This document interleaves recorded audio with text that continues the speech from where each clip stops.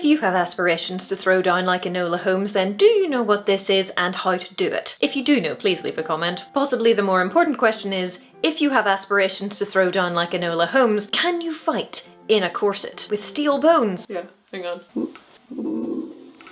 Or whale bones, baleen, whatever. Or plastic bones if you're cheap and modern like I am. And possibly a big poofy skirt as well. I'm Jill Bearup and generally I only pretend to fight people, but for this video I did buy 2 corsets, one with plastic bones and one with steel bones, so let's do this thing. Entirely alone, because who are you even allowed to fight when you're in Lockdown 2.0? And recalling that it's not mad science if there's no mad control group, we're gonna do a couple of these things in regular workout clothes too, just to give us a comparison. Those of you who know anything about corsetry will be vastly unsurprised by the results, but here we go. Warming up.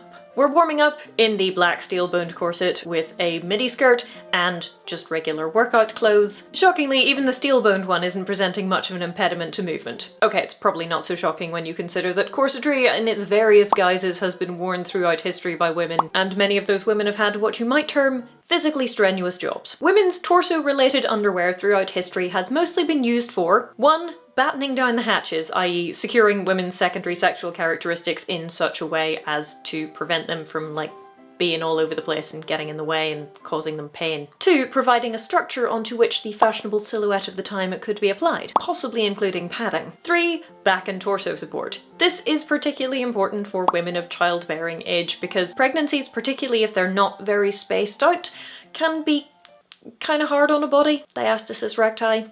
Anyone? And as any woman who wore a belly band after giving birth will tell you, sometimes stretched out organs just really appreciate a little bit of extra support. 4. Yeah, I got nothing. If you have any other suggestions, put them in the comments. So given all that, and given that there used to be specific corsets for pregnancy and breastfeeding, it is perhaps vastly unsurprising that general light aerobic activity does not present a problem to us. That being said, the big floofy skirt would give you some trouble when doing push-ups. Okay, that's very exciting, but what about punching? No problem, assuming you can actually punch properly in the first place. Yes, no comment. Corsets don't impede your arms or shoulders in any way, and they don't prevent twisting to a particularly significant degree, so yeah, it's not really going to be a problem. Ooh, and having a rigid structure over your torso may provide some degree of force distribution if someone punches you there, so there's also that. What about deadlifting? You know, in case you need to lift someone while fighting them. Well, a lot of bodybuilders wear a lifting belt to help stabilize the spine so they can lift heavier weights, and yeah, corsets are kind of just like a bigger version of that, honestly. I quite like it. It feels quite secure, but also feels like it might make your core a bit lazy in the long run. Next, let's try ducking, stretching, and bending. Maybe a couple of percentage points less in the flexibility stakes when you're doing particular motions, but nothing particularly significant. In most cases, I would not expect a corset to present a significant impediment to martial adventuring, put it like that. The real impediment here is the skirt, but that does depend on which skirt you choose. So how about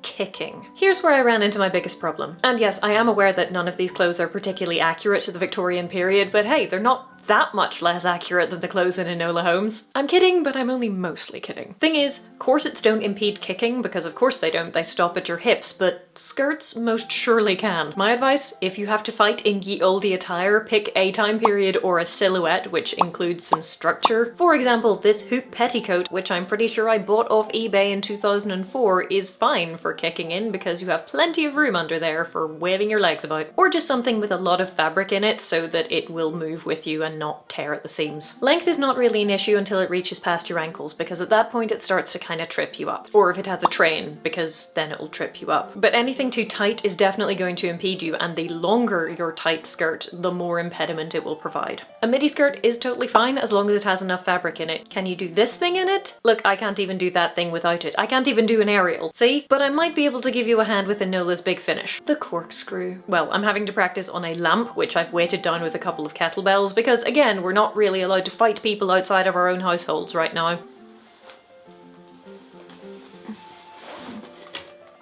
Like that? I think you hold onto their leg with both hands. Like, what you're supposed to do from here, I genuinely have no idea. Let's see if we can do it in a corset and a skirt.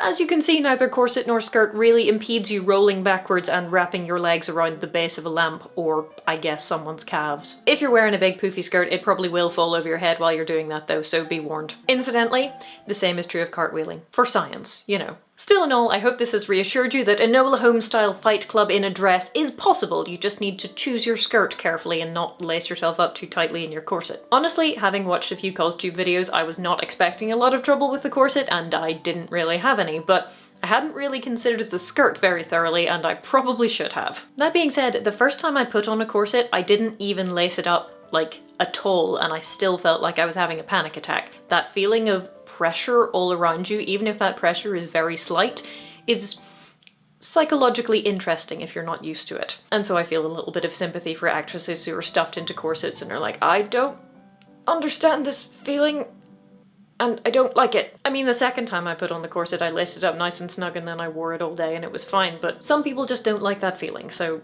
bear in mind that you might be one of those people. To conclude, yes, you can fight in a corset, but like any reasonably structured piece of clothing up to and including leather shoes, you should probably get used to just wearing it in normal situations first. If you'd like to hear some historical anecdotes about corsets stopping knives and bullets, and also hear me do a little bit of maths on the topic, there should be a video for you next to my face. See you next time.